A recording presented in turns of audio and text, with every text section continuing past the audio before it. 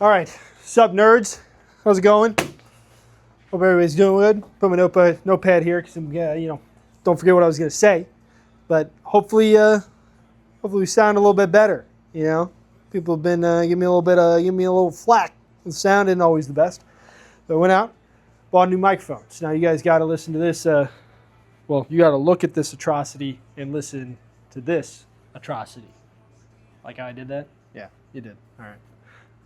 Anyways, well, everybody's been making a lot of videos on it, and by the title, I assume you obviously know Palworld, what we're kind of discussing here, and so I figured, what's better than listening to other opinions is getting my opinion. That's what I kind of wanted to do. So I got a little bit different take on it than others. Not all that much different, but a little bit different. So Palworld as a company, I don't think should be around today. Obviously, we all know how they kind of started. They made a Temu Pokemon version with fun mechanics. We like the survival games. We like the mechanics. The mechanized guns. We like flying on the monster. We like swimming on the monster. It was all the stuff that in a video game you're like, man, this would be cool if I could just fly on the Pokemon, or swim, surf on the Pokemon, or whatever it was. And they just kind of took what is very clearly a fan-made concept of what we loved, which is Pokemon, and then just added the stuff we always wished. I mean, even when you look at the Pokemon company today, in some of the video games, they finally added some goofy soar mechanic in some of like the newest Ruby whatever one or whatever. And they added, even on some of the DS ones, you can fly on them, or you can you ride, it's like the Nintendo Switch one, I think you can like ride on some of them, some of the Pokemon or whatever, I don't know. And it's like, as fans of the IP and of the games, it seems so simple.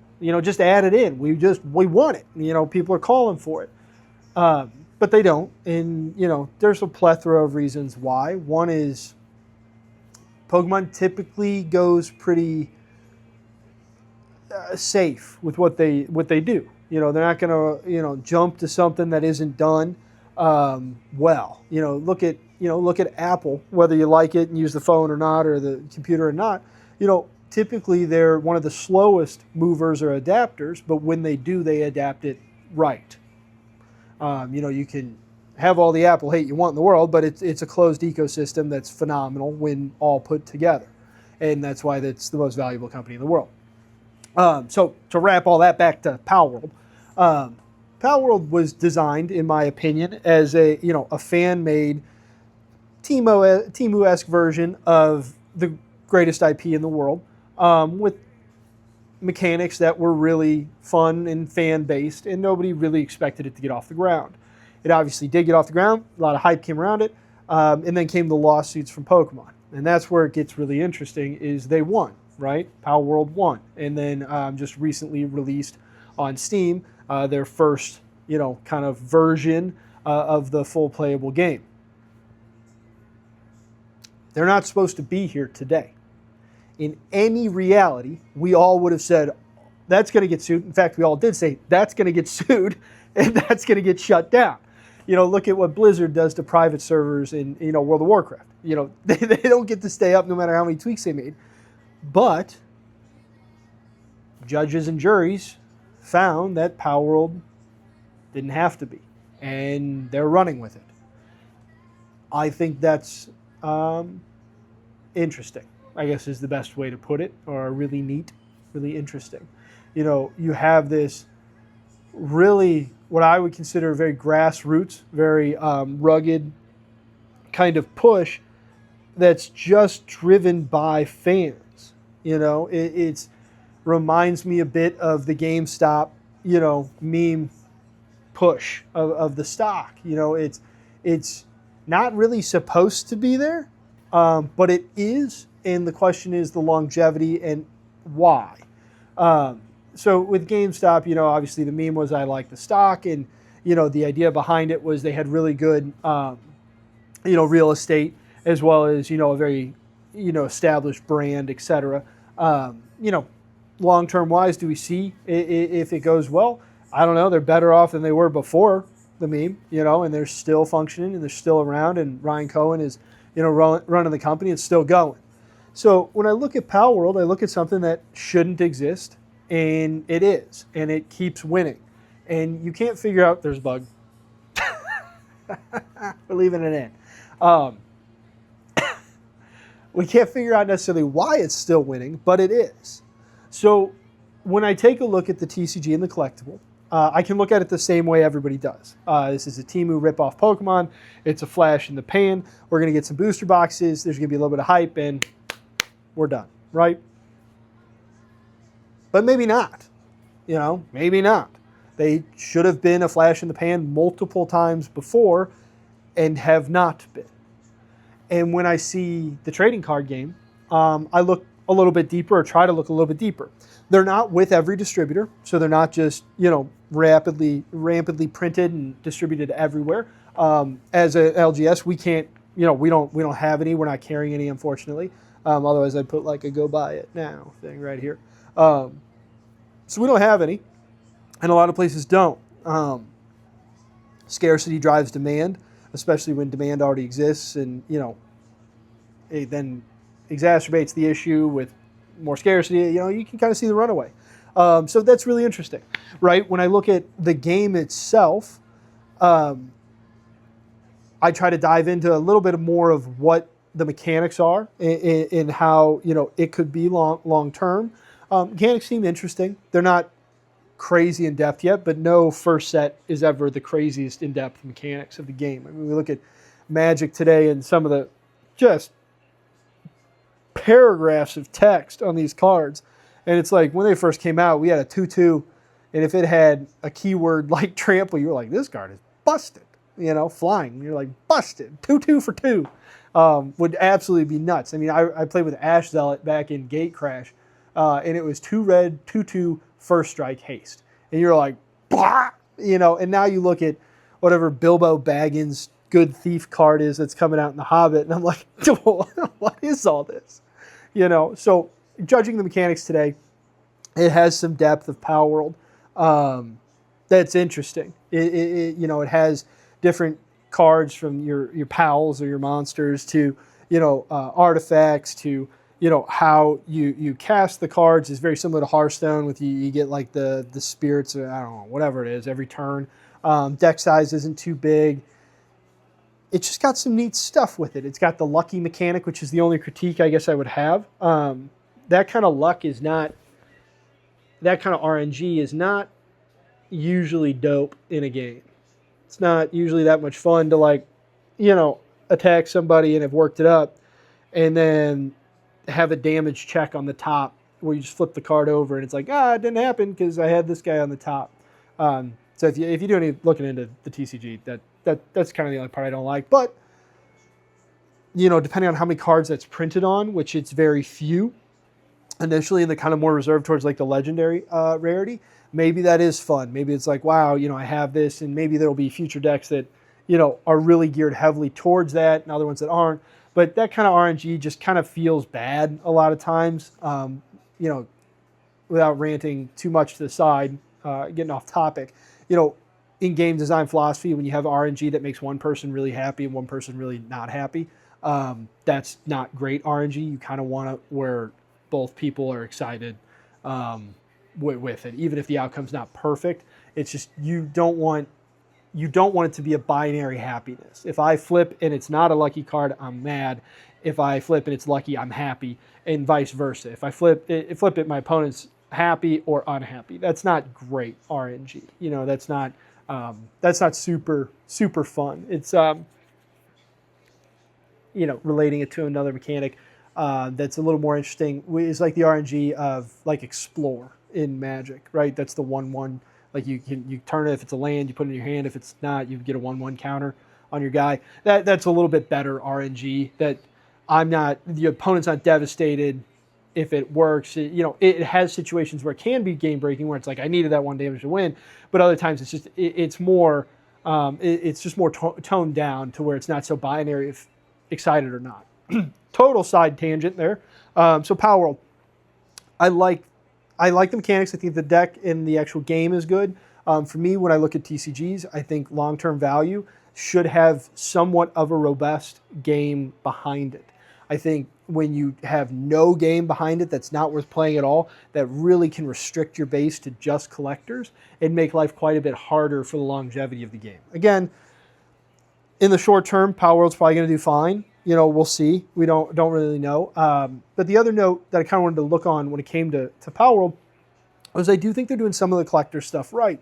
We have one box. We don't have collector boxes and regular boxes. We have one booster box. And in that booster box, we have 3 types of rarities on some of the cards. We have regulars.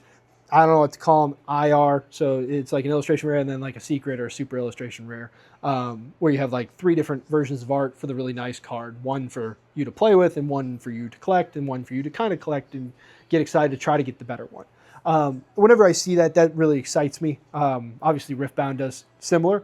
Pokemon does it. I really like that. I like it when you can open the packs and you get rewarded when you get the super cool one, but you're not disappointed with the low one because it's still playable, in a casual kind of war format. I think that kind of, I don't want to call it a lottery ticket, but I like that every box can be awesome. Every rip can be awesome when you crack those packs rather than, like Magic where it's, yeah, you can rip these, but these are just to play with. The collector one is where you get the cool stuff. That, as we've talked, that's not the most fun. That's a kind of a known theme. So I really like that Palworld's doing that. I like the 3 different types. I like the game mechanics. I think overall, my full assessment today is obviously high risk, high reward. It could work, and the people who bought a whole bunch of it could be doing really, really well in a year or two, or it could fizzle.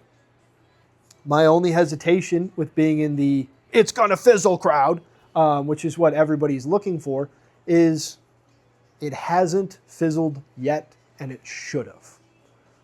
It shouldn't be here. And when I see stuff like that, there's something in the universe that sometimes just makes stuff exist and you can't figure out why. It just, something is pulling it. And I know this is corny as hell, so deal with it. But, they have a management team that doesn't quit. A lot of people would get the lawsuit from Pokemon and be like, later, but they didn't. They fought it. They found a loophole and they won. Okay. So now that resilience is really, really good to see. I was kind of trying to think of an anecdote that would be more relatable, but using a small one. So I lived in Chicago when COVID first occurred. So it was like late 2019 before COVID happened. And there was a restaurant that opened up right down the street from my apartment. And I remember it opened up literally in like November or December timeline. And they renovated this whole building. It was kind of dilapidated, storefront and building. And they, painted the whole thing black, finished it really nice inside, had a very elegant theme to it and very neat, spot. And COVID hit. And, right when that hit, I remember walking down middle of Division Street and there was nobody out, no cars out, no people out, nothing. And yet this restaurant stayed open and it's still open. And for a new restaurant, this would be pretty bad. You don't have the brand and the recognition and the awareness, but they flipped everything they could when it happened. I remember, they started putting signs out on the sidewalks that were order at the door, order here. I remember banging to see if they were open one time or something. And the chef came running out. He's like, what do you want? What do you want? It didn't have to be on the menu. It didn't have to be, they'd make it.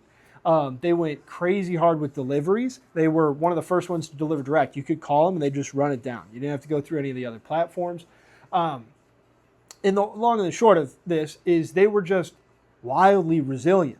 you could tell whoever opened up that restaurant opened it with a purpose. It wasn't a chain. It wasn't just to be, there and if it works, it works. If it doesn't, it doesn't.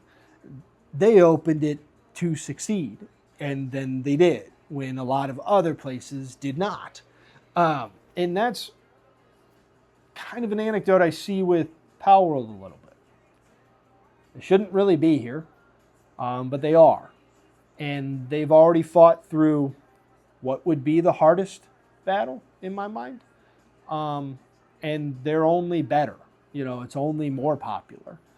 And then they come out with this TCG that everybody's like laughing at, but buying. And now it's skyrocketed in price. So ball's in their court. We'll find out. Do they reprint it and damage the collectability? Or do they move on to their next expansion, which I believe they already have announced that they're going to do? Do they increase the print run a little bit? Probably. But are they just going to battle through the next piece? And are they going to be here in a year? I don't know. Seems like they might be. So I don't know. I think it's probably safer and better than a lot of people are thinking, and I think it's going to last longer than a lot of people are thinking, in my opinion. So that's my conclusion on the whole Palworld thing. Is I think it's pretty good. I think it's got some legs to it. I think mechanically and gameplay wise it does. We'll see. Competitive. I think good collectible games need to have a competitive scene. It's just my opinion. Even though they may have a large casual base, I think it's good to have the competitive scene, in my opinion. So we'll see. But overall, I'm much more optimistic. I think that a lot of people are. I think a lot of people are, throwing it away as Temu Pokemon. But for me, I don't know. I think it's got more resilience, it's got more legs than a lot of people think. So that's what I got for you today. I'm going to hawk some stuff because I didn't do that in the last video. Just want to show what we got in. So we do got a little Japanese Abyss Eye. I think that's on camera. We'll see. I don't know. We'll check in the post, as the kids say. We also did get a couple first partner illustration collection series 3. We got some of these on the old website as well. We also got some, what are these? Hold on. Oh, we got Marvel pre-release kits. Have a little pre-release with your friends. That's always fun. Who don't like doing that? And then, we got some Pitch Black booster boxes still in stock. We got those. I think it's over here. Don't know. Couldn't tell you. So, yeah, that's what we got. We got bundles. We got, stuff like that. All right, cool. That's what I got for you. Just figured I'd, give you my opinion on the old Palworld thing. Hawk some stuff. Have a good time. Go from there. So, if I haven't said it already, I appreciate you. All right, take care. See you guys.